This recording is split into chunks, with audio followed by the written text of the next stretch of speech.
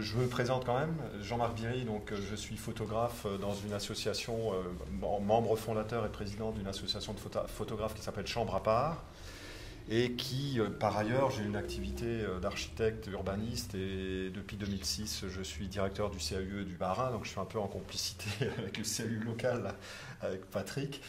Mais je ne voudrais pas emprunter cette casquette-là, mais il faut quand même que j'en parle, puisque ça vous explique ma passion pour et la photo, et l'architecture, et la difficulté que j'ai parfois à tracer une voie médiane. Donc mon parcours il est plutôt sinueux, il va de l'un à l'autre. Et ce qui fait que ce parcours sinueux, à un moment donné, il croise les dessins de Lionel Kouchelin, qui est une... En plus, c'est une famille alsacienne d'origine, quoi, même si mulhousienne. Donc ça aussi, ça a quelque chose qui compte pour les Alsaciens. On a toujours tendance à se retrouver, à se reconnaître. Mais Lionel avait édité, je crois que les quelques exemplaires là, en figure là, derrière sur le pilier, là, ces dessins reproduits dans le monde. C'était entre 2001 et 2004 ou 2003, je crois. Et moi, j'en avais, comme vous venez de le dire, m'intéressant à l'architecture d'une part, et puis surtout à sa représentation, parce que c'est consubstantiel de notre boulot. On l'oublie aujourd'hui, hein, les architectes travaillent de plus en plus sur les outils informatiques, mais je dois quand même rappeler que la formation des architectes, à l'époque, se jugeait à la qualité de la plume. Alors, elles étaient bien sûr aidées par la table, par la règle, par des épures assez rationnelles. De loin pas cette sensibilité-là qu'a le dessin d'illustration, ni en plus la plume et le regard de Lionel. Mais du coup, moi j'ai toujours été sensible à ces dessins, et d'autant plus sensible que ça ne correspondait pas forcément à ma plume à moi, quoi. Donc j'avais découpé les quelques dessins que j'avais trouvés dans le monde. À des fins pédagogiques déjà, puisque je suis toujours resté vacataire à l'école d'architecture de Strasbourg. On a la chance à Strasbourg d'avoir une école d'architecture, deux même, puisqu'il y a une école d'ingénieurs et l'école des beaux-arts. Et j'en avais gardé quelques-uns. Et en 2007, participant aux journées d'architecture, qui sont un festival d'architecture à Strasbourg tous les mois d'octobre, ça fait maintenant la 10e année que nous la faisons. Je m'étais dit avec Chambre à part qu'on pourrait faire cette exposition pour peu que le matériau soit assez nombreux, puisque moi j'avais 7-8 dessins que j'avais découpés, et donc j'ai essayé un temps à trouver l'adresse de Lionel, parce que c'est pas toujours évident quand vous identifiez le nom dans une revue, de remonter et de retrouver sa trace. Mais on y est arrivé très vite, hein, et Lionel me dit à ce moment-là qu'il y avait 31 dessins qu'il avait fait. Alors, je vous dirai tout à l'heure pourquoi on n'en a que 30, hein, là, ça fait partie des anecdotes qui sont liées à ce travail. Donc 31, et il me les a envoyés assez rapidement sous forme de PDF pour que je puisse en juger. Et puis je lui ai demandé l'autorisation à ce moment-là de faire ce travail photographique sur son travail d'illustration et de dessin. Mais je dirais c'est lui qui était entièrement à la base, puisque le parcours architectural dont il est question, c'est lui qui l'a choisi, voulu. Et j'avoue que moi, qui ne suis pas parisien, j'ai pris énormément de plaisir à le suivre, à emprunter le même circuit, parce que ça m'a amené dans des arrondissements ou des coins de Paris que je ne connaissais pas. Bien sûr, les noms d'architectes m'étaient connus, mais pas tous, hein, puisque Lionel avait pris le parti, mais je lui donnerai la parole tout de suite, hein, de le faire de manière un peu chronologique, des années 50 aux années 2000. Et ça, c'est son choix, donc c'est à lui de l'exposer. Donc simplement, cette exposition à deux mains, ou à quatre mains et à deux regards, a pu se faire grâce à la gentillesse de Lionel. Et puis, voilà, donc nous, on est heureux, là aussi, on voudrait remercier toute l'équipe du CAUE et de la Maison de l'Architecture de nous avoir permis de remontrer cette exposition qui avait été un peu remisée. On ne l'avait pas oubliée, hein, mais bon, il n'y a pas toujours les circonstances qui s'y prêtent à la faire circuler comme on le souhaitait. Et là, je pense que grâce à vous, cette exposition va rencontrer peut-être une seconde jeunesse, puisqu'il y a également maintenant dans le Nord, le CAUE du Nord qui nous le demande, et puis d'autres CAUE et d'autres maisons de l'architecture qui vont sans doute vous emboîter le pas. Donc vous voyez comme quoi les parcours architecturaux sont toujours empruntés par les passionnés de l'architecture et les passionnés de l'illustration. Mais je voudrais maintenant, j'en ai trop dit, donc simplement pour dire que c'est Chambre à Bar qui l'a organisé dans le cadre des journées de l'architecture et que, donc encore une fois, tous nos remerciements pour pouvoir, de nous avoir permis de la ressortir et de la remontrer. Et tout le plaisir qu'on a, enfin en tout cas pour ma part, à être parmi vous ce soir, dans cette ville de Pau qui n'est pas dans les, je dirais pas dans les axes, on va plutôt à l'ouest ou dans le nord. Ça me permet de venir aujourd'hui dans le sud-ouest. Donc c'est encore voilà. Bien, moi je m'associe aux remerciements bien sûr de Jean-Marc. Et je le remercie également d'avoir donné un prolongement à ses dessins en réalisant ses photographies. C'est une démarche très intéressante. Donc, je vais essayer de vous dire, j'ai un fil conducteur, mais comme d'habitude, je ne vais pas rester dessus. Mais donc, les propos que je vais tenir, je voulais tenir à vous le dire, ne sont pas contractuels. Hein. Comme souvent, les documents qui accompagnent les publications concernant les bâtiments. Donc je ne suis pas architecte, donc je vais peut-être qu'avec ce que je vais dire, vous ne serez pas d'accord. Donc n'hésitez pas à le dire. Hein. De toute façon, la contradiction peut être intéressante. Alors, j'ai fait ces dessins. Avant, j'avais fait une série dans le Monde, toujours, qui concernait les fables de La Fontaine, que j'avais revisité et adapté à notre époque. Et puis quand cette série a été terminée, elle a donné lieu à un petit livre d'ailleurs, quand cette série a été terminée, ils m'ont demandé si j'avais une autre idée. Alors, j'ai quand même pas mal réfléchi parce que c'est assez difficile de trouver quelque chose qui soit à la fois grand public et puis pas trop grand public non plus. Et je suis arrivé sur l'architecture parce que quand j'ai fait des études, l'architecture ne m'intéressait pas. Et puis, avec le temps, peu à peu, je me suis aperçu de toute l'importance qu'elle prenait dans la vie des gens, finalement, dans le monde actuel. Alors, j'ai quelques raisons que j'ai notées.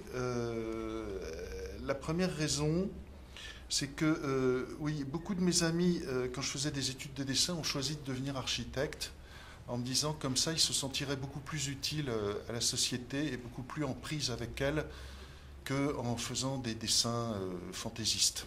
Alors ça, c'était un truc, ça m'a marqué. Donc je les ai vus partir vers les beaux-arts et ils sont devenus architectes. Alors la seconde raison, c'est qu'à Paris en tout cas, la plupart des gens ne veulent pas habiter dans des immeubles contemporains.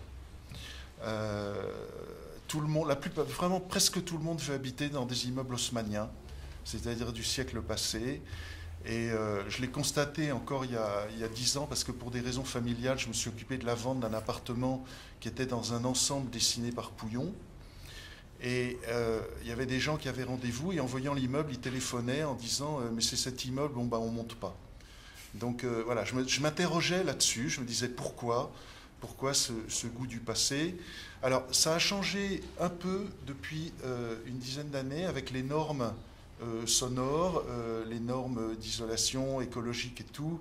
Il y a quand même maintenant, les gens sont assez contents de trouver un confort qu'ils n'ont pas dans l'haussmannien, qui est également très bruyant et très... Mais bon, ça, je me posais la question, je me disais, quelle est la raison de ce rejet d'une grande partie de la population parisienne? Alors, la troisième raison, c'est que aujourd'hui, quand il y a des constructions, plus personne ne va planter son chevalet devant. Autrefois, on a des gravures qui viennent quand on construisait des châteaux, je sais pas, des fortifications, tout ce qu'on veut. Il y avait un dessin qui était fait. Il y avait les peintres s'y intéressaient. Maintenant, on fait des photos, bien entendu, faites par l'architecte, mais qui sont plus des constats, sauf exception. C'est Jean-Marc ou quelques autres, qui ne sont pas des œuvres d'art, qui sont des constats. On fait une photo pour matérialiser sur le papier ce qui a été construit.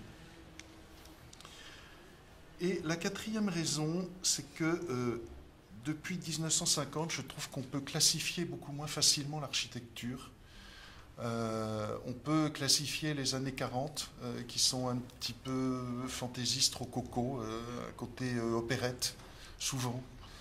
Les années 30 qui sont inspirées par le cubisme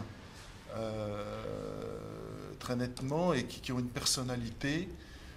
Et puis 20-10, on trouve un peu le style Nouy, Guimard. Donc on a eu des décennies et à partir de 50, pour moi, ça devient un petit peu anarchique. Mais là, je me trompe peut-être, vous ne serez peut-être pas d'accord, mais je trouve que ça part un peu dans tous les sens. Donc voilà, je voulais tirer ça au clair. Et voilà. Et alors, une fois que j'avais décidé de travailler sur l'architecture entre 50 et 2000, le problème, c'était comment. Il fallait que je trouve le moyen de représenter des bâtiments tirés au cordeau, ayant leur personnalité propre, leurs proportions. Et il fallait que je fasse correspondre ça avec les, je dirais pas les manies, mais le goût du dessin que j'avais alors, qui se caractérisait par une négation de la perspective, enfin des conventions entourant la perspective, une déformation volontaire des lignes et des volumes et le déplacement souvent déraisonnable de différents points. Ça n'a pas toujours été possible. Souvent, les bâtiments ont gagné parce que pour rester un peu logique avec ce qu'avait fait l'architecte, j'ai été obligé de revenir à des conventions de dessin établies, quoi, à devenir réaliste, plus réaliste que je ne l'aurais voulu. Alors, donc, je me suis rendu sur place avec des outils, un Rotring ou un Pilote 04, le même que ça. Et j'ai effectué plusieurs croquis, donc debout, assis sur un banc ou adossé contre un arbre. Donc j'ai tourné autour des bâtiments et j'ai fait également des photos. Et puis après, je revenais chez moi avec les croquis, avec la photo, et puis je travaillais chez moi sur des cartons gouachés et je travaillais à l'encre de Chine, à la plume. En me servant des croquis. Et là, c'est tout un travail autour de ce que j'avais ramené, etc. Et je vérifiais avec les photos que j'avais pas trop déliré pour pas contrarier trop l'architecte. Il fallait pas que je m'éloigne trop quand même du motif. Et en même temps, je pouvais pas me contenter de faire une élévation ou un constat au tir-ligne, quoi. Ça aurait pu se faire finalement, ça peut être beau aussi, mais bon, à l'époque, j'étais pas par là. Alors, en dessinant les bâtiments, je crois avoir retrouvé au moins une partie des préoccupations de leurs concepteurs, à force de temps et d'attention. C'est vrai que le fait de rester pendant des heures devant un bâtiment ou d'y revenir, on voit des choses qu'on ne voit jamais en passant. J'ai même, sur un des HLM tant décriés du boulevard périphérique, ça datant donc de 50-60, j'ai découvert un souci d'harmonie, des découpes, un jeu de balcon, une recherche d'animation de surface. Bref, on ne regarde jamais assez longtemps. Alors, une technique de fabrication m'a frappé dans les bâtiments les plus récents. C'est une des choses qui m'a frappé le plus avec l'absence de couleur. Ça, je dois dire, je l'ai mis dans un dessin, j'ai mis au XXIe siècle, les bâtiments seront bariolés. Je regrette vraiment l'absence de couleur. C'est comme l'absence de décor au théâtre. Alors bon, je sais que les gens n'aiment pas la couleur. Les immeubles Pouillon dont je parlais tout à l'heure, les dessous de balcon étaient rouges et quand on a repeint l'immeuble, on a mis tout blanc à la demande des copropriétaires. Bon, alors je sais que la couleur fait peur, c'est sans doute pour ça, mais je le regrette vraiment parce que les architectes prennent énormément de risques sur le plan formel. Ils sont très audacieux et sur la couleur, ils n'arrivent pas à imposer. Je ne sais pas s'ils ne le veulent pas ou si effectivement la pression en face est trop forte, mais le manque de couleur, je le trouve dommage. C'est dommage. Bon, voilà, bref, ok. Vous pourrez me dire après ce que vous en pensez. Mais l'autre technique qui m'a vraiment marqué, c'est l'utilisation comme racine d'idées, comme vocabulaire de forme, des éléments qui seront présents dans la construction terminée ou en rapport avec celle-ci. Alors, par exemple, pour un lycée, les lignes du cahier d'écolier. Par exemple, l'école de musique faite par Pouillon, il y a sans arrêt le chiffre 7 revient dans le rythme, les 7 notes de la gamme, les partitions musicales. Donc, d'utiliser des choses finalement figuratives qui servent à la fois de contrainte et de support à la création. Donc ça, j'ai trouvé ça très intéressant. Je l'ai découvert, moi, je ne savais pas que ça avait été fait.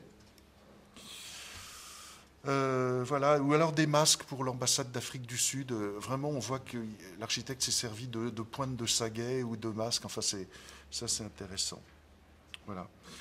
Donc, pour conclure, je dirais que le XXIe siècle a déjà 12 ans et que je ne vois pas de ligne directive nette dans ce qui se construit. Les architectes sont de plus en plus des sculpteurs monumentaux. Et je ne sais pas ce qu'il faut en penser. Je suis incapable de dire. Mais c'est vrai que ça part vers la personnalité de chaque architecte. Il n'y a pas d'école. On ne peut plus parler des années d'aujourd'hui comme on parle des années 30 ou des années 20. Quoi. Ça va dans plein de directions. C'est peut-être très bien. Je ne sais pas. Voilà, donc cette année de travail reste un excellent souvenir pour moi. Je remercie Jean-Marc de s'y être intéressé et de l'avoir prolongé. Et voilà, et je vous remercie de m'avoir écouté. Et si vous avez des questions pour Jean-Marc ou pour moi, n'hésitez pas.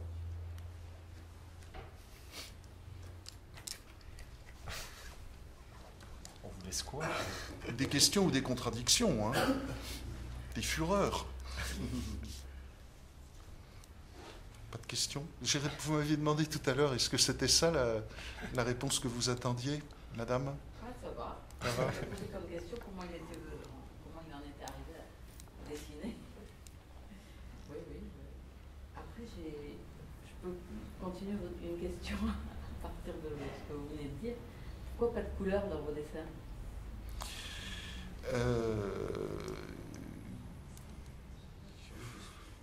Oui, bonne question, c'est vrai. Bonne question, mais moi j'aime beaucoup le noir et blanc. Non, j'aime beaucoup le noir et blanc et surtout maintenant on n'a pratiquement plus le droit d'en faire parce que quand on veut faire des livres en noir et blanc, ça ne se vend pas. Donc il y a un rejet du noir et blanc. Bon, cela dit, il y a un film muet qui vient de remporter un succès mondial, donc ça reviendra. Mais c'est vrai que c'est pour les gens. Alors sur le papier, dans les arts graphiques, c'est synonyme de pauvreté. Et en architecture, il y a un rejet total de la couleur. Lionel, pour cette série, c'est à cause des contraintes du monde, parce que le monde ne publie pas la couleur. Donc, si, parce que oui, les fables de La Fontaine étaient entièrement en couleur. C'est vrai. Mais aussi pas de couleur, parce que souvent les bâtiments ne sont pas en couleur. Il y a un peu de briques quelquefois, mais il est certain que si l'ensemble des bâtiments ils sont très souvent blancs et gris. Hein. S'il y avait eu beaucoup de couleurs, il y en a un peu dans celui, c'est Borel, je crois. L'immeuble qui est encore plus déglingué que mon dessin à l'origine, c'est Borel. Lourdeau aussi. Lourdeau. Il y a Bourdeau qui a mis du vert, oui. Alors j'ai écrit vert, parce que je trouvais que c'était drôle, oui, parce que lui met du vert. Il met du vert partout et... J'ai une question. Oui. Du coup, j'ai peut-être raté l'anecdote, mais du coup, pourquoi 30 dessins et pas 30? Ah oui, alors j'ai oublié, alors vas-y, parce que je ne sais plus. Non, mais le 31, les 31 dessins existent, mais c'est le photographe là qui a chanté parce qu'il s'est énervé avec. C'est l'UNESCO, le bâtiment de l'UNESCO, et il faut montrer tellement patte blanche pour y rentrer pour prendre une photo que je me suis épuisé à essayer d'avoir les autorisations. J'aurais dit allez vous faire foutre, vous figurerez pas dans la liste, c'est tout. Donc pourquoi? Parce que j'aurais pu prendre, dans certains cas, par exemple, si on prend le Parti communiste, c'est vrai que moi j'ai toujours essayé de coller quand même à la vue première de l'illustrateur, de Lionel. Mais quand on se met sur le pignon tel qu'il l'a fait là, pour avoir la courbure, ben c'est là qu'on s'aperçoit que le dessin a une force que la photographie ne pourra pas lui c'est que où j'ai le pignon, et puis j'ai pas forcément la façade qui ondule, alors que lui, comme il dit, il peut avoir deux perspectives, quoi, la frontale du pignon, et puis en même temps la perspective et il rend compte du bâtiment de manière aussi forte que la photo dans sa réalité, quoi, qui n'en est pas une non plus, puisque la photo est aussi une question de regard plus que de prélèvement, quoi, même si on est persuadé qu'une photo réaliste est la vérité, ce qui est totalement absurde. Et donc là, j'avais cherché le point de vue, donc vous avez vu que j'ai changé ma focale, quoi, j'aurais pu faire pareil avec l'UNESCO, mais le bâtiment, il n'était pas intéressant. Là où le public pouvait accéder et le prendre, je ne rendais absolument pas compte du travail de Lionel, et donc je me suis énervé. C'est pas faute d'avoir essayé 3 fois, hein. J'ai demandé les contacts, on m'a dit allez voir Madame Machin, la chargée ou l'attachée quelconque, et elles ne sont pas aussi charmantes que Anne ici ou les responsables, donc j'ai baissé les bras et puis je leur ai dit tant pis, ça nous fera une anecdote à raconter. Alors peut-être qu'il faudrait que je mette, pour être cohérent, le dessin de Lionel, puisque là, je vous enlève une œuvre quoi, qui existe, qu'il a dessinée. C'est vrai, on n'en a pas vraiment débattu. Oui, on n'a pas plus débattu. entre Je nous. pense que s'il y a un livre, il faut mettre le dessin et faudra le raconter mettre, l'histoire. hein. D'accord. Et raconter qu'il n'y a pas eu de photo à cause des gens de l'UNESCO. Ouais. Oui, oui. Ouais, on va le faire, hein, je crois que c'est... Et alors, Jusqu'à présent, on rentre dans votre travail en allant d'abord au dessin, ensuite à la photo, où il y a une tendance. Ah, mais ça, c'est à vous de nous le dire, là, parce que là, l'accrochage, je vous ai vu, bon, c'est pour des questions de rythme et de marquage à travers les cadres, le blanc pour le dessin, le noir pour la photo. Bon, c'est un choix que j'ai assumé. C'est vrai qu'encore une fois, là, on ne l'a pas discuté entre nous, mais là, c'est à vous de nous dire comment vous y rentrez. Quand Moi, même. je suis rentré par le dessin d'abord. Ouais. Le dessin a précédé les photos, là. Oui, en plus, oui, toujours, oui. Oui. Ouais, le photographe a suivi là, hein, il a emboîté le pas dans le parcours qui était tracé et qui préexistait et voilà. ce qui est drôle, c'est que Jean-Marc a mis des petits textes et là j'ai vu qu'il n'a pas retrouvé, il n'a pas réussi dans le parc Georges Brassens. Ouais. Non, c'est pas Georges Brassens, c'est André Citroën, quoi. Citroën, Ouais, dans le parc André Citroën, il a pas réussi à retrouver l'endroit d'où j'ai fait mes dessins et ça m'étonne pas parce que là j'ai bougé. C'est-à-dire j'ai commencé le dessin à un endroit et je me suis déplacé. Donc voilà, l'anecdote. Mais en même temps, son dessin, du coup, il prend une force, quoi, une densité que la photo ne peut pas. La preuve, la photo là, elle a pas cette, à cause des avant-plans, l'arrière-plan qui est très éloigné, donc il n'y a pas cette frontalité de la photo qui lui donne parfois sa force, quoi. Et c'est vrai que je m'en étais douté, puisque le portique, je l'avais trouvé, mais je ne voyais pas derrière, quoi. Donc j'ai fait. Ouais. Non, mais on peut bouger en dessinant, c'est assez amusant, hein, et retrouver ses lignes et tout. Bon, à ce moment-là, on recrée quelque chose. Par contre, je veux bien te poser une question, puisqu'elle n'a pas été posée. C'est justement ton rapport. Bon, le dessin, d'accord, mais après, tu avais, on va dire, nommé les œuvres, ce qui, en droit d'auteur, est parfois nécessaire, mais tu aurais pu ne pas le faire, parce que l'illustration est une œuvre en soi, mais tes petites anecdotes, tes commentaires, comment ils sont venus? Parce que on en a déjà parlé, mais je crois que ça peut intéresser tout le monde, quoi. Et puis je parlerai après des miennes, parce que... Alors les textes, oui, tous les dessins, j'ai mis la date et le nom de l'architecte et ça. Et c'est Le Monde qui m'a dit il faut un texte parce qu'on est quand même un journal pour des lecteurs. Donc le dessin pur, c'est pas suffisant. Donc je me suis un petit peu creusé. Et soit c'est lié aux rencontres que j'ai faites, soit aux réflexions qui sont venus vers moi de la part des passants, quoi, des gens qui passaient. C'est vrai qu'il y a un immeuble où j'ai vraiment mis textuellement, j'ai entendu un couple, il y en a un qui disait ah, c'est génial et l'autre disait ah non c'est horrible ou je sais pas quoi, un truc comme ça. Donc ça c'est assez amusant ce truc. Et j'ai d'ailleurs après fait un autre livre où j'ai repris certaines des réflexions, des anecdotes qui s'appellent Croquis parisiens. Donc là, j'ai dessiné. Alors cette fois-ci, c'est les croquis uniquement dans la rue, c'est pas retravaillé.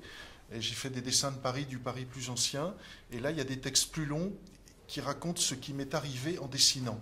C'est-à-dire que pendant 1 an ou 2, entre ça et puis d'autres livres que j'ai fait sur Paris, peut-être même 3 ans, j'ai beaucoup dessiné dehors dans Paris. Donc, à partir du moment où on fait ça, à partir du moment où vous plantez sur un banc ou contre un arbre, il y a forcément quelqu'un qui vient vous adresser la parole ou vous assister à quelque chose.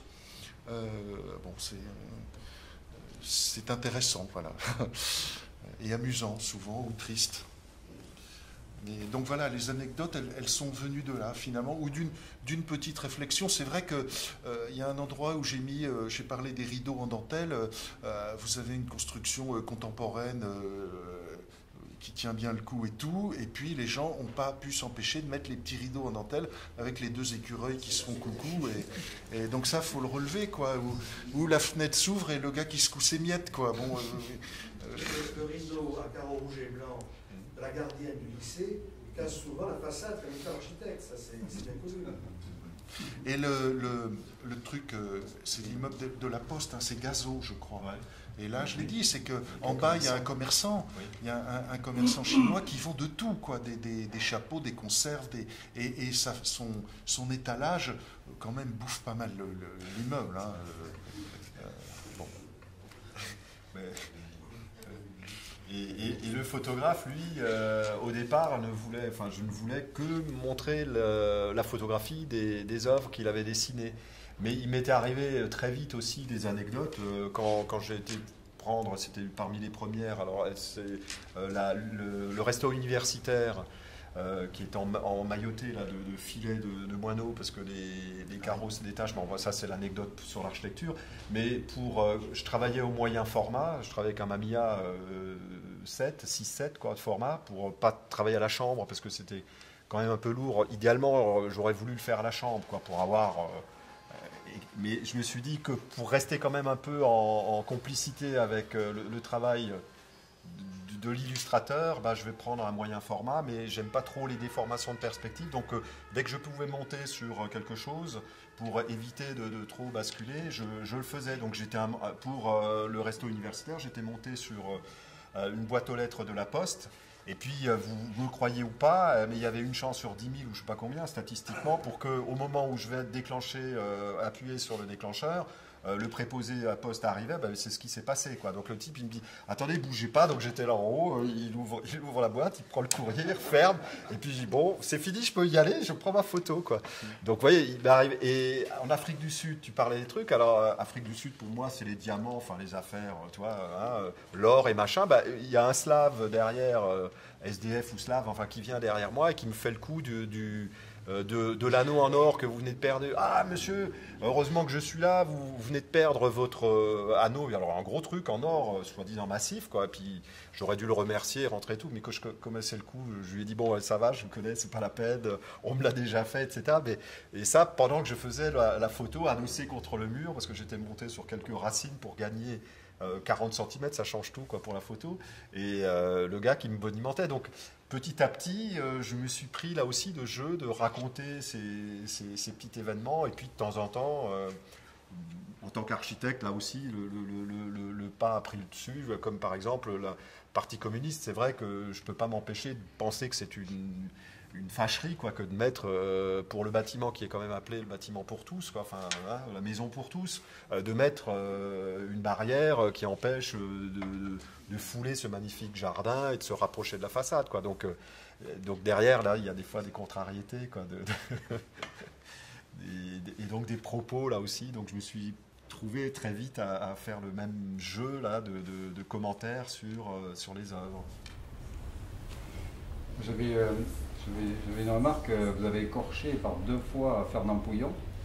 Au pavillon d'architecture, on est des fans de Fernand Pouillon, attention. Mais ma question c'était plutôt sur la notion de patrimoine et la notion de date des bâtiments. Cette notion qui vous semble un peu floue, quoi. Et puis aussi sur l'histoire de la couleur. Alors, sur la notion de patrimoine, le CAUE travaille notamment sur le patrimoine du XXe siècle. Donc très vite, on se rend compte qu'on a ces idées de qualifier les bâtiments qui ont été construits, de pouvoir les conserver, de pouvoir les apprécier. Et inversement, on est dans des contraintes, nous, professionnels, de ZPPUP, où on nous explique qu'il ne faut surtout plus toucher à la ville, la laisser en l'état, ne pas la faire évoluer. Et derrière, on a des contraintes de couleur. Après, éventuellement, il y a des projets comme la médiathèque qui vient de se réaliser à Pau, où l'architecte a trempé le bâtiment dans un vert tilleul intérieur-extérieur, et donc où il a exprimé donc les couleurs. Voilà. Oui. Quand vous dites que j'ai écorché Pouillon, je n'ai pas été critique. Non, je l'ai cité. Hein. Oui, non, j'ai dit que c'est surtout le contraste entre les appartements dans lesquels les Parisiens veulent habiter, quoi. Donc c'était surtout que, c'est vrai que c'est plus difficile de vendre un appartement signé Pouillon qu'un truc haussmannien. C'est signé par n'importe quel architecte aussi, parce que les immeubles haussmanniens, finalement, ils ont souci des soriates qui sont extrêmement variés et homogènes en même temps. Oui. Et vous avez dit tout à l'heure que vous trouviez que l'architecture d'aujourd'hui n'avait pas hétérogène, n'avait pas de... Chaque architecte avait... On a l'impression que chaque architecte faisait son... Et justement, il y a la question, qu'est-ce que vous en pensez de ça? Parce que j'ai l'impression que vous n'appréciez pas tellement, je trouve.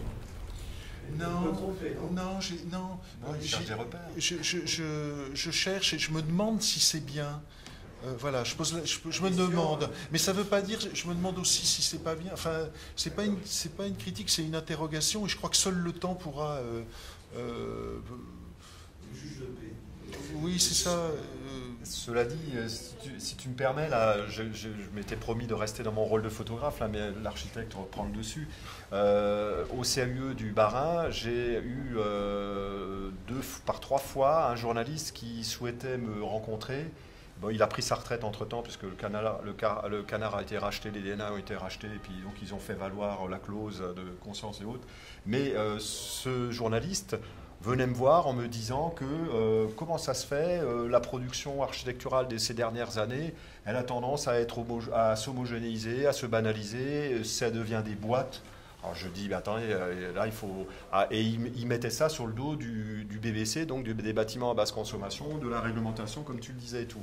Alors c'est vrai que... Alors, d'une certaine façon, comme on prône, pour arriver à avoir un bâtiment en basse consommation, on prône la compacité. Hein, bah lui, il est allé au-delà en disant bah, la compacité veut dire uniformité, banalité et tout. Et là, je m'étais fort de lui dire bah, faut que tu viennes me voir rapidement parce que c'est absolument pas vrai. Je veux dire, dans des formes simples, on peut avoir une variété et un détail dans la matière, dans les ouvertures, et je pense que c'est peut-être le pas à faire avec la sensibilisation en milieu scolaire à l'architecture, parce que je pense que c'est comme un opéra, le type il n'aime pas la musique, mais si personne n'accompagne la personne dans la découverte de l'opéra ou de n'importe quelle autre musique, jazz ou blues, ça va être pareil, ça va être un rejet, on va entendre que le bruit, que le volume, et pas les harmonies ou les accords, quoi. Et l'architecture n'y échappe pas. C'est pour ça que je me placerai... Tu as raison de le dire, mais c'est ce qu'on perçoit, mais je pense qu'aujourd'hui, culturellement, il faut constamment éduquer et il faut une acculturation à l'architecture. Et c'est vrai que la forme aujourd'hui se simplifie peut-être, mais ce n'est pas vrai partout. Hein. Et je pense que dans les années 70, tu sais, on parlait de fonctionnalisme. Là aussi, ça partait un peu dans tous les sens. Je pense simplement que les bâtiments n'accrochaient pas, mais dans la production, il y a toujours un ou l'autre architecte qui ressort, heureusement, mais qui malheureusement est un peu seul de son espèce. La majorité de ce qui se produit n'est pas forcément pertinent. Et les architectes, dans la production courante aujourd'hui, moi je parle dans les immeubles, alors ça doit être vrai chez vous aussi, hein, je parle peut-être en Alsace, c'est la promotion immobilière qui prédomine.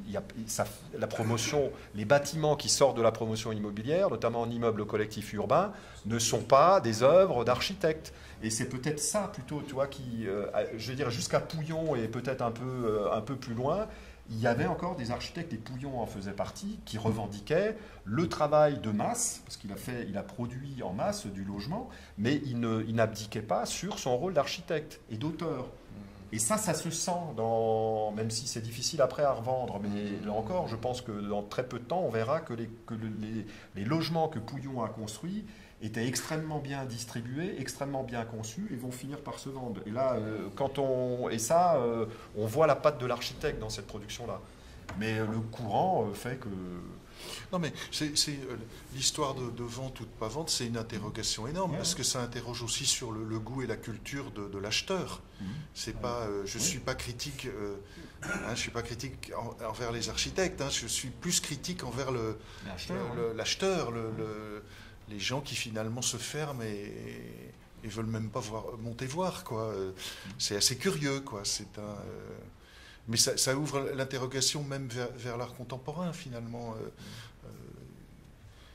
qui se passe entre quelques personnes et qui ne touche pas du tout les gens, quoi, tout le monde. C'est une interrogation pieuvre avec plein de tentacules, quoi, qui partent dans toutes les directions. Oui. Vous montrez vachement beaucoup de bâtiments qui sont des bâtiments publics. Et en fait, moi je vois cette multiplicité de choses, j'appelle ça de la diversité, c'est aussi une qualité. ils n'ont pas de couleurs, ils ont des matières. Et ils ont les couleurs, les matières, il y a du bois, il y a des céramiques, il y a du zinc, il y a de la brique, il y a de l'acier, c'est de la diversité. Oui, ce sont les couleurs qu'on peut produire facilement. Moi, c'est ce que je vois dedans, c'est bien. Et ce que je trouve très intéressant aussi dans le truc du départ, ce sont des bâtiments publics. Aujourd'hui, pour les collectivités, on peut faire de la création, on a carte blanche sur ce qu'on fait. Je disais, pour le privé, c'est beaucoup plus compliqué. Il y a certains privés qui font un peu mécène, il n'y a pas beaucoup dans ce pays. On le retrouve dans des villas, des choses comme ça. Après, c'est vrai, quand c'est des logements collectifs, c'est vrai. Il y a le marchand qui est là, le commerçant. Ouais, il y a des critères très bizarres. Est-ce que les décideurs publics sont formés à bien juger du projet architectural pour choisir des projets de qualité? Ça.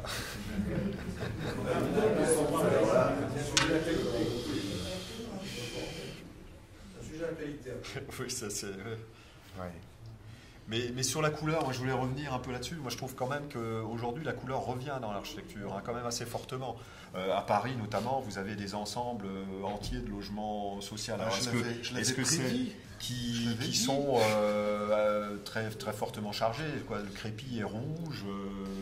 Il n'y a pas que la sous-face du balcon, c'est carrément tout le pignon ou tout le porche d'entrée, etc. Enfin, je sens qu'il y a beaucoup plus d'audace aujourd'hui en termes de couleur, et les architectes aujourd'hui affirment que la couleur fait partie des matériaux ou du langage architectural. Ouais. Mais moi, je me suis arrêté en 2000. Ce que je disais, c'était il y a 12 ans. Non, en 2000, ce n'était pas le cas. C'est vrai que je trouve que c'est assez récent. Depuis, oui, c'est revenu. Il y a des... Sans compter que chez nous, en Alsace, ça se traduit par le bariolage des maisons individuelles aussi. Et aujourd'hui, c'est vrai qu'il n'y a pas que les bâtiments publics. Chez nous, dans nos lotissements, encore une fois, je ne vais pas parler des casquettes de CAE, mais on est très souvent appelé par les élus pour nous dire comment on peut contrer cette mise en couleur systématique et surtout criarde des couleurs, quoi. Donc il faut qu'on fasse de l'éducation au choix des couleurs pastel, entre guillemets, en disant on peut choisir toutes les couleurs qu'on veut, simplement on descend d'intensité pour permettre la coordination, parce que tout le monde veut aujourd'hui peindre sa maison et se singulariser, quoi. Donc, et ça commence à poindre aussi en quartier ancien, hein, où les ABF, heureusement que parfois ils sont là, parce que tu parlais de ZPPAUP, mais parfois c'est un bien parce que ça permet de calmer le jeu, quoi, parce que si on laissait faire les particuliers, ne serait-ce que sur le choix des couleurs, hein, puisqu'on parle de ça, ça partirait là aussi dans tous les sens. Et ça, c'est quelque chose de récent aussi, hein, c'est la dernière décennie, enfin chez nous ça part vraiment, quoi.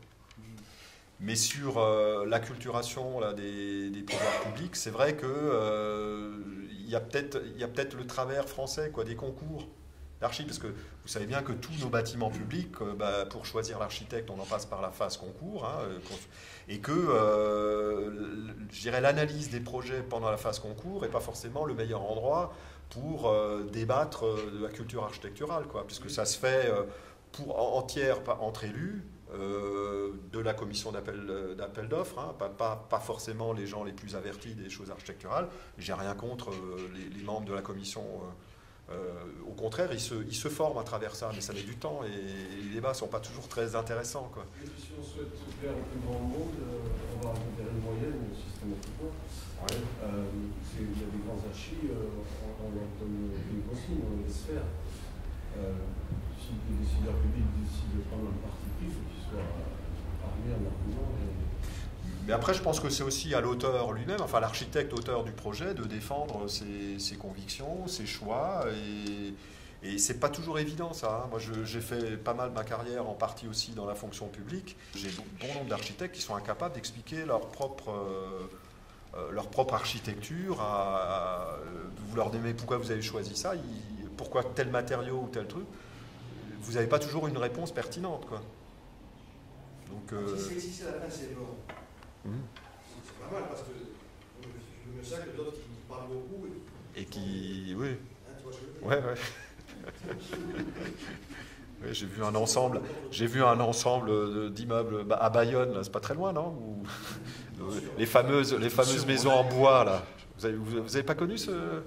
Ah oui, il y a des maisons qui ont été livrées à la fois en accession à la propriété et en location, Et tous les accédants, au bout de 5 ans, toutes les maisons étaient, parce que c'était des panneaux bois qui n'ont pas tenu, et des infiltrations, soi-disant des bâtiments BBC, quoi.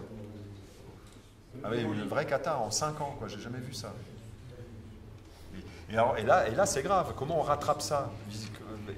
Parce que là, pour le coup, c'était fléché œuvre architecturale, quoi. Là, c'était pas la promotion privée, quoi. On était vraiment là sur une production d'architectes. Je peux vous dire que des cas comme ça, après, ça fait mal, hein, pour le rattraper. Oui, aussi, oui. Qui ne donnent pas toujours les moyens, on est bien d'accord. Tout ça, c'est un tout. Mais bon. Mais moi, je suis allé récemment à plusieurs réunions de constitution du PLU en Normandie. Et on parle beaucoup occupation des sols, hauteur. On ne parle pas du tout d'esthétique ou d'architecture. On parle vraiment de... Heureusement peut-être, parce que si en plus ça, on avait peut-être l'implémentation en plus de ça serait un peu difficile. Peut-être. Non, mais moi j'entends plus sa proposition comme débattre de l'architecture dans ses qualités, quoi. Oui, c'est-à-dire son esthétique, c'est ça, quoi. On n'en parle pas du tout. Ouais. Voilà, on parle du nombre nombre d'étages, des valeurs d'usage, hein, aussi, des histoires de dents creuses, des trucs comme ça, mais Vous souhaitez qu'on donne le minimum de règles esthétiques, parce que ah non, ça... beaucoup de règles sur le plan français.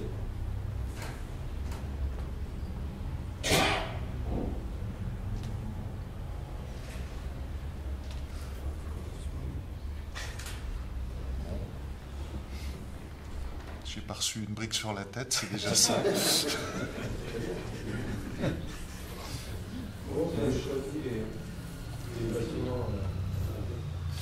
Alors, il y en a quelques-uns que j'avais quand même en tête. Et puis après, à un moment, je suis parti à l'aventure dans Paris en me disant je vais voir ce que je rencontre. Bon, mais donc finalement, j'ai acheté un guide de l'architecture contemporaine. Je l'ai cité dans la série. Il y a un des dessins sous lequel j'ai mis le nom. Et là, j'ai choisi, j'ai feuilleté. Puis je me suis dit, en fonction de... Je voulais trouver quand même... des années différentes, quoi, pas faire des trucs tout de la même cuvée.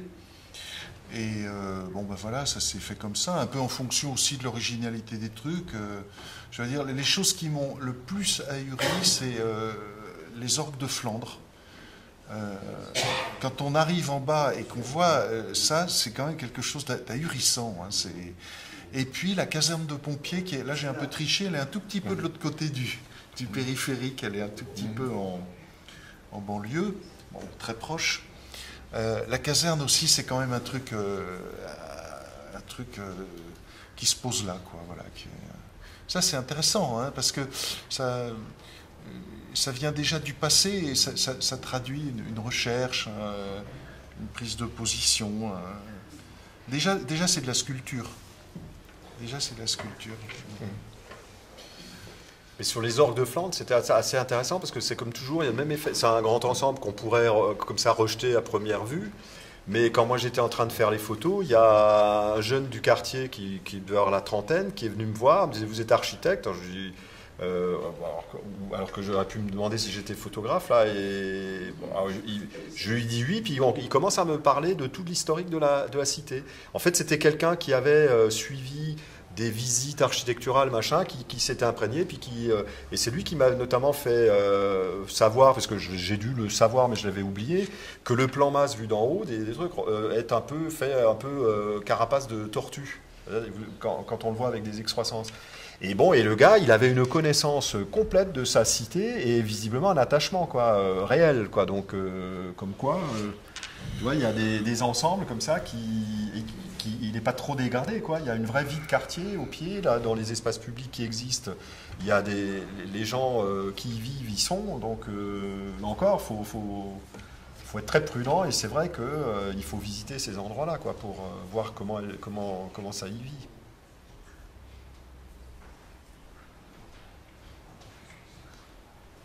Et pour ça, le dessin et la photo sont des bons outils, quoi. Parce que je pense que là, j'insiste aussi, c'est vrai que dans ce temps d'effervescence, de zapping et autres, Bon, la photo aussi, on a l'impression que la photo elle est instantanée, c'est vrai. Là, c'est un peu différent parce que j'étais obligé de chercher les points de vue et autres que je ne trouvais pas parce qu'il avait faussé complètement les perspectives et autres. Donc j'étais beaucoup plus longtemps présent que j'aurais pu. Mais le dessin, c'est vrai que de vous poser, ça crée un choc, quoi. Enfin, c'est un peu comme la péripatéticienne, vous m'excuserez. C'est parce qu'elle est immobile dans un flux constant qu'on la remarque, quoi. Autrement, on ne la verrait pas. Le photographe ou l'illustrateur qui vient se poser, qui s'adosse sur le banc et tout, c'est vrai qu'on le voit, quoi. Et du coup, ça suscite des questionnements, puis des interrogations. Alors parfois, c'est agressif, mais dans l'ensemble, c'est plutôt bon enfant. Hein. Oui. Qu'est-ce que vous faites? Tiens. Et puis, ça permet du coup de nouer des histoires, peut-être un peu courtes, quoi. Et parfois, mais on les a en tête très longtemps après. Vous êtes un sous influent monsieur, vous êtes un choix de son cadrage. Voilà. Et du coup, à mon avis, seul, on a beaucoup moins de force que. On est bien d'accord, là, ouais. On est bien d'accord. Les gens, ouais. C'est vraiment ensemble. Non, je vous avez raison. Les dessins tiennent seuls, quoi. On peut les enlever. Ils ont été publiés. Ils ont eu leur propre vie. Mes photos n'ont pas de sens si je voulais les montrer seuls, quoi. Enfin, ça pourrait, mais ça serait pas intéressant. Là, c'est clair que c'est adossé au travail de Lionel que le truc. Enfin, j'espère en tout cas que ça prend sa cohérence quand même après dans ce duo, quoi. Enfin, dans le diptyque après, quoi.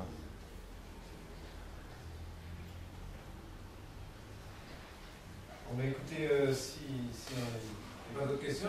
Juste, je vais en profiter parce que c'est pas Lionel qui le fait. Madame la Présidente, vous avez entendu qu'il serait prêt à faire des parcours architecturaux à Pau, hein, et à vous sublimer là. Enfin, je dis ça, je sais peut-être pas à vous, mais hein, il est prêt à. Voilà. Excuse-moi. Non, mais il y a eu le temps de. Ah, bah oui, non, parce que j'y crois en plus, parce que je pense que c'est quelque chose qui peut même dans le marketing d'une ville aujourd'hui amener sans doute un plus, quoi. Enfin, plus que la photo là en l'occurrence. Moi, je trouve qu'un guide de l'archi à Pau qui serait, je lance une souscription là. Enfin, si Lionel en est d'accord, parce que là, je vais pas demander là. C'est-à-dire, on a comme projet au pavillon d'interroger sur les architectes, les professionnels dans un premier temps, éventuellement on le fera après les particuliers, sur ce qui fait pour eux, qui donne du sens à l'architecture et qui représente la qualité architecturale sur Pau et son agglomération. Mais bien évidemment en dehors de leur propre production. Mais production du XXe siècle. Non, tout ce qui fait sens. Donc c'est un travail par exemple qui éventuellement pourrait être doublé de dessins. Mais c'est vrai que tu disais dans ton propos introductif, là, le dessin là, de Lionel, il peut aussi s'apparenter à ses propres. Alors là, il a été agrandi. Hein, c'est vrai que l'original est intermédiaire par rapport à ce qui a été publié dans Le Monde et autres. Mais à plus petite échelle, ça peut relever des esquisses à la limite où moi je rêve de faire une expo. Bon, ça a peut-être déjà été fait. Des dessins de conception des archives, c'est-à-dire par exemple l'IPE4, le fameux bâtiment du Parlement d'architecture studio à Strasbourg, il tient dans ça, quoi. Enfin, voilà, une fois plié, le dessin tout entier, tout le bâtiment, il tient dans un petit dessin qui est explicatif que l'archi a dû faire à son copain ou au maître d'ouvrage et autres. Et beaucoup, tous les grands architectes font ça, quoi. Et le dessin de l'illustration de Lionel tient un peu de ça, quoi, il donne la structure des choses, puisqu'il a déshabillé tout ce qui est superflu. Le fait de rabattre les vues et puis de montrer le même bâtiment un peu sur des perspectives de trucs, c'est quoi, il rend compte de l'ensemble dans une approche très structurelle quoi, des choses. Enfin, moi, c'est comme ça que je lis son travail. Et c'est ce qui m'avait interpellé. C'est-à-dire que ça faisait appel à ce dessin, ce croquis, où l'ensemble du bâtiment, avant qu'il soit détaillé après dans les projets, au 50e ou au 100e, dans la progression. Et aujourd'hui à l'échelle 1, hein, puisqu'avec les instruments informatiques, on dessine tout de suite à l'échelle 1. Mais je trouve ça c'est intéressant, quoi. Oui, si éventuellement il n'y a plus de questions, je vous propose qu'on continue à discuter autour d'un petit verre. Voilà.